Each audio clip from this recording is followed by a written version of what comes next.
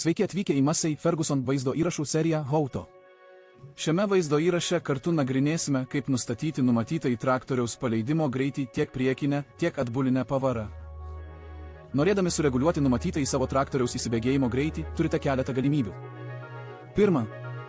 Naudokite transmisijos nustatymų meniu. Įeikite į pagrindinį meniu, tada spustelėkite transmisijos nustatymų meniu. Pirmosiose dviejose eilutėse galite nustatyti numatytuosius traktoriaus įsijungimo greičius važiuojant priekinę ir atbulinę pavarą. Spustelėkite reikšmę ir pakeiskite ją pagal savo poreikius. Reikšmės gali būti pavarų santykiai arba greičiai, priklausomai nuo skirtingų mūsų siūlomų transmisijų. Atkreipkite dėmesį, kad pakeitus numatytą į priekinės eigos greitį, atbulinės eigos greitis sinchronizuojamas, kad būtų naudojama ta pati vertė. Jei pakeisite atbulinės eigos greitį, priekinis greitis nebus pakeistas. Toliau galite naudoti specialų mygtuką ant porankio. Šis mygtukas leidžia pirmuoju paspaudimu vienu metu pasirinkti numatytuosius greičio nustatymus tiek važiavimo pirmin, tiek važiavimo atgal greičiui. Nustatymas rodomas prietaisų skydelyje.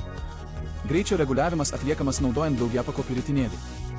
Antruoju paspaudimu galima pasirinkti ir reguliuoti tik numatytąjį atbulinės eigos greitį. Trečią kartą paspaudus šį mygtuką arba palaukus 3 sekundės ir netlikus jokio veiksmo, šis reguliavimo režimas bus išjungtas.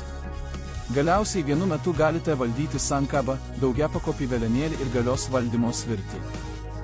Nuspauskite sankabą, nustatykite galios valdymo svirtį į priekį ir vienu metu stumkite galios valdymo svirtį ir multipad valdiklį į priekį, kad padidintumėte paleidimo greitį arba atgal, kad jį sumažintumėte. Panašiai įsibėgėjimo greičiai reguliuojami ir priekiniai, ir atbuliniai pavarai. Veikimo metu neatleiskite sankabos.